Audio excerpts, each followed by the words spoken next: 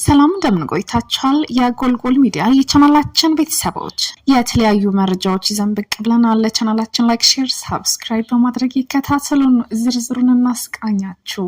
የፋኖ አማጽያን በኦሮሚያ ክልል በፈጸሙ ጥቃት ንጹሃን ተገደሉ። በኦሮሚያ ክልል ሆሮ ጉዱሩ ወለጋ ዞን ኡምሩ ወረዳ አገምሳ ከተማና በዙሪያው ባሉ መንደሮች ውስጥ በፋኖ ታጣቂዎች ተፈጽሟል በተባለው ጥቃት 2 ንጹሃን ጨምሮ 11 ሰዎች መገደላቸው ታውቋል። ታጣቂዎቹ በመቶዎች የሚቆጠሩ ከብቶች፣ ሌሎች ንብረቶች መዝረፋቸው ነዋሪዎች ሲገልጹ፣ በተለይም የተፈጸመው ማክሰኞ 23 ሰኔ ከንጋት 11 ሰዓት አንስቶ የተለያዩ ተኩሶች ነበሩ። ለደህንነታቸው በመስጋት ስማቸው ያልጠቀሱት ነዋሪዎች አንድ የአገምሳ ከተማ ነዋሪ ታጣቂዎቹ የመጡት ከምስራቅ ወለጋ ዞን ኪረሙ ወረዳ መሆኑንና ሌላ ነዋሪ እንደገለጸው አስከፊ ሁኔታ የነበሩት ከማክሰኞ ሌሊት 11 ሰዓት ሰው ከእንቅልፉ ሳይነሳ የፋኖ ታጣቂዎች ነዋሪዎች መግደል ጀምረዋል። ንብረትም ዘርፈዋል። የሞቱም ብዙዎች ናቸው፣ የቆሰሉም እንደዚሁ በማለት የደረሰውን አስታውሰዋል። 2 ነዋሪዎች እንደተናገሩ ታጣቂዎቹ ወደ አካባቢው በገቡበት ሰዓት በስፍራው የክልልም ሆነ የፌዴራል መንግስት የጸጥታ ኃይሎች አልነበሩም። ጥቃቱ የተፈጸመው በአካባቢው የነበረው መከላከያ ሰራዊት አባላት በአካባቢው ከወጡ ቀናት በኋላ ነው። በተለይ የሀገር መከላከያ ነበሩ።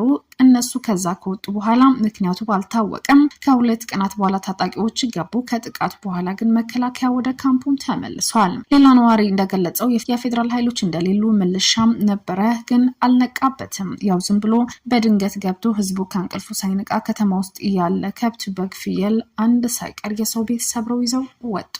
400 ገደማ ከብቶች መውሰዳቸው የሚናገሩ እነዚህ ነዋሪዎች መደብሮች ጭምር መዝረፋቸው ነው የገለጹት። ሌላኛው ነዋሪ ደግሞ ከብት አልቀረ፣ ፍየል አልቀረ፣ ያስቀሩት ምንም ነገር የለም፣ የምንሸሽበት ቦታ ሁሉ አልነበረም፣ አሁን ራሱ አስጊ ሁኔታ ላይ ነን ሲሉ ተማጽነዋል። እንደ ነዋሪዎቹ በጥቃቱ ንጹሃን ነዋሪዎችና የአካባቢው ሚሊሻ አባላት ተገድለዋል። አንድ ነዋሪ 11 ሰዎች መገደላቸውና 17 ሰዎች መቁሰላቸው እየተናገሩ ናቸው። ከተገደሉ መካከል 2 ሲቪል ሰዎች፣ የተቀሩት ደግሞ የሚሊሻ አባላት እንደሆኑ አብራርተዋል። ሌላ ነዋሪ በበኩላቸው ከሟቾቹ ውስጥ የማውቃቸው ሚሊሻዎች ይገኙበታል ሲሉ እማኝነታቸው ሲሰጡም ሲናገሩ ጥቃቱ እስከ ረፋድ 5 ሰዓት ድረስ ቀጥሎ እንደነበር ገልጸዋል። የጸጥታ ኃይሎች የደረሱት ሚሊሻዎች ከሞቱ በኋላ መሆኑን ይናገራሉ። ባለፈው ሳምንት በዚሁ አካባቢ በሌሎች ኦሮሚያ ክልል ግጭቶች ዙሪያ አስተያየታቸው የሰጡት አካላት በተለይ ክልል ኮሚኒኬሽን ቢሮ ኃላፊ አቶ ኃይሉ አዱኛ የተቀናጁ ያላቸው የተለያዩ ስያሜ ያላቸው ታጣቂዎች በአካባቢው ላይ ተደጋጋሚ ጥቃት ያደረሱ ናቸው።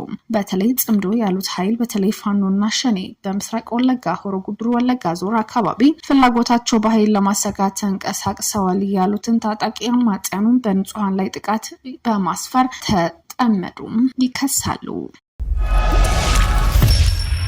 የግዳጅ ወታደራዊ ምልመላ ይብቃ፣ ጦርነት ይቁም፣ እናቶች ልጆቻቸውን መቅበራቸው ያቁሙ ሲል ዶክተር አብርሃም በላይ ሲናገር ተደምጧል። አቶ አብርሃም በላይ በኤክስ ባሰፈረው መልእክት የትግራይ ነዋሪዎች የግዳጅ ወታደራዊ ምልመላ ሊቃወሙ ይገባል ሲል ነው የተደመጡት። ዶክተር አብርሃም በላይ በዚህ መልእክታቸው የግዳጅ ወታደራዊ ምልመላ ማብቃት እንዳለበትና ጦርነት መቆም እንደሚገባው ያሳሰቡ ሲሆኑ እናቶች ልጆቻቸው መቅበር ያቆሙ ሲሉ የተደመጡ ናቸው። ጨምሮ የትግራይ ህዝብ ልጆቼን አትውሰድብኝ ከሚሉ እናቶች ጎን በመቆም ሰላም እንዲመርጥና የልጆቻቸውን ደህንነት እንዲጠብቅ ጥሪ አቅርበዋል። ዶክተር አብርሃም በላይ ይህንን መልእክት ያስተላልፉት በትግራይ ክልል ውስጥ በግዳጅ የሚደረግ ወታደራዊ ምልመላ ተጣጥፎ መቀጠሉ የሚያሳዩ የቪዲዮ የፎቶግራፍ መረጃዎች በስፋት መዞራቸውን ተከትሎ ነው። ከአፈሳ ጋር ተያይዞ የሚታመንና የሚታገል ነገር ግን በፍቃድ እንጂ በአፈሳ የሚወሰድ ትግራዋይ ሊኖር አይገባም ሲል የተደመጠው አቶ ኪዳና መነ በትግራይ ወቅታዊ ሁኔታ መግለጫ ያወጣው እንደ ትግራዋይ ለመዋጋት ከበቂ በላይ ትክክለኛ ምክንያት አሉን ሲል የተደመጠው አቶ ኪዳና መነ በትግራይ ተወላጆች ጥያቄ ለመመለስ የፕሪቶሪያው ስምምነትና በፕሪቶሪያ ስምምነት መሆን እንዳለበት የተናገሩት ህገ መንግስት ዝግጁ መሆናቸው የተናገሩ ቢሆንም በኃይል የሚደረግ ነገር የለም፣ ሁሉም ወጣት ግን ለትግራይ ሲል መሰለፍ አለበት ሲል ተደምጧል። በተመሳሳይ ሁሉም ትግራዋይ በትግራይ ጉዳይ እኩል እንዲታገሉ ጥሪ ያቀረበ ሲሆን ምንም አይነት አስገዳጅ ወገን እስኪገደድ ድረስ ባይጠብቁስ ሲልም ነው የተደመጠው። ተጋሩ በኩልነት የምንታገለበት መብታችን የምንጠይቅበት ትግራይ ልትኖረን ይገባል። መሬታችን የትግራይ ህዝብ እንጂ የአንድ ወገን አይደለም፣ የአንድ ፓርቲም አይደለም። የትግራይ ወጣት እንዳይታፈኑ ነገር ግን ለማሸነፍ በፍቃደኝነት እንዲታመኑ እንዲታገሉ የትግራይ ጋሻ እንዲያጠናክሩ የትግራይን ህብረት እንዲያጠናክሩ ያሳሰበው መግለጫው ጠላቶች ፕሮፓጋንዳ እየሰሩብን ነው፣ በተለይም ደግሞ አዲስ አበባ ላይ ተቀምጠው ህዝብ ከትግራይ እንዲወጣ ያፈናቀሉት ነው ሲል ነው የተደመጠው። የብልጽግና ትንፋሽ የሚያነፍሱት ፓርቲዎች ወጣቱን ትውልድ ከትውልድ ሀገሩ እንዲወጣ በማድረግ ተጠያቂ ናቸው ሲሉ አዲስ አበባ ላይ ተቀመጠው የፖለቲካ አመራርም ሲነቅፍ ታይተዋል። የትግራይ የግዛት አንድነት ለማረጋገጥ የተፈናቀሉ ሰዎች እንዲመለሱ የማይታገል የትግራይ ተወላጅ ሊኖር አይገባም ሲል የተደመጠው መግለጫው ህዝብ ለህዝብ ግንኙነት ተሳትፎ ጦርነቱን አስቆሙ የትግራይ ህዝብን ዋስትና ሊያጠነክር የሚችልበት ደረጃ ላይ መሆኑ ሲናገር በኢትዮጵያ የሽግግር መንግስትና በአፍሪካ ቀንድ ክልላዊ መፍትሄ እንደሚያስፈልግ አጽንኦትም ሰጥቷል። ኮሎኔሉ ጫና እየደረሰበት መሆኑ ታወቀ። ኮሎኔል ተወልደ ገብረትንሳኤ ላይ ጫና እየደረሰ መሆኑ ተሰምቷል። የህወሓት የመረጃ ክንፍን ሲመራ የቆየው ኮሎኔል ተወልደ የደብረጽዮን ሹመት ላይ ተቃውሞ አሰምቷል። እንዲሁም ሚኒስተር ጌታቸው ረዳን የትግራይ ሀብት ነው የሚል ሀሳብ ባደረጋቸው ተደጋጋሚ ስብሰባዎች ላይ አንጸባርቋል በሚል ጀርባው እንዲጠና ሰበብ ከቡድኑ ስልጣን ገለል እንዲል መደረጉ ይታወቃል። ኮሎኔል ተወልደ ከጌታቸው ረዳ ጋር በድብቅ እየተገናኘ ነው የሚል ጥርጣሬ የደረሳቸው የቡድኑ አመራሮች ተወልደን ጫና ያደረሱበት መሆኑ ይናገራሉ።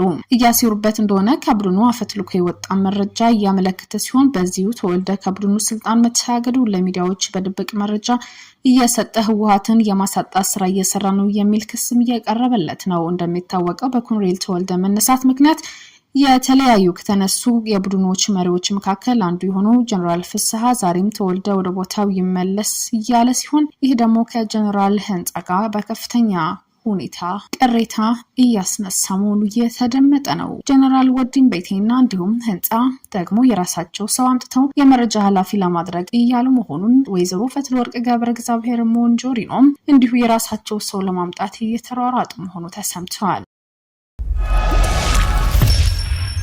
በሆሳና ከተማ የእብድ ውሻ በሽታ ምክንያት ነዋሪዎች በሞቶች የሚቆጠሩ ውሾች ለመግደል ተገደዋል። በማዕከላዊ ኢትዮጵያ ሆሳና ከተማ የእብድ ውሻ በሽታ ጋር ተያያዘ የሶስት ህጻናት ህይወት ማለፉን በደርዘን የሚቆጠሩ ሰዎች ወደ ሆስፒታል መግባታቸው ተከትሎ ነዋሪዎች በመቶዎች የሚቆጠሩ የራሳቸው ውሾች ለመግደል መገደዳቸው ተዘግቧል። የዜና ወኪሉም በተለይ ነዋሪዎች ውሾቻቸው እንዲገደሉ ካልሆነ እስከ 50,000 ብር የሚደርስ ቅጣት እስራት የሚጠበቅባቸው መመሪያም ተጥሏል። ይህ መመሪያ ውሾች ክትባት የወሰዱ ቢሆን እንኳን ተግባራዊ እንደሚሆን ተገልጿል። የዓይን አማኞች እንደተናገሩት የአንድ ውሻ ባለቤቶች ውሾቻቸው በገመድ አንቀው ወይም ደብድበው የገደሉ ሲሆን ሌሎች ደግሞ እንዲገሉ አሳልፈው ሰጥተዋል። የአካባቢው ኃላፊዎች እንደገለጹት ይህ እርምጃው የተወሰደው ከበሽታው ጋር በተያያዘ ተከታታይ የሰዎች ሞት ከበዛ በኋላ ነው። የከተማዋ ከንቲባ እንደተናገሩት የሶስት ህጻናት ህይወት የቀጠፈ መሆኑ ወይም ደግሞ 80 የሚጠጉ ሌሎች ሰዎች ሆስፒታል ላይ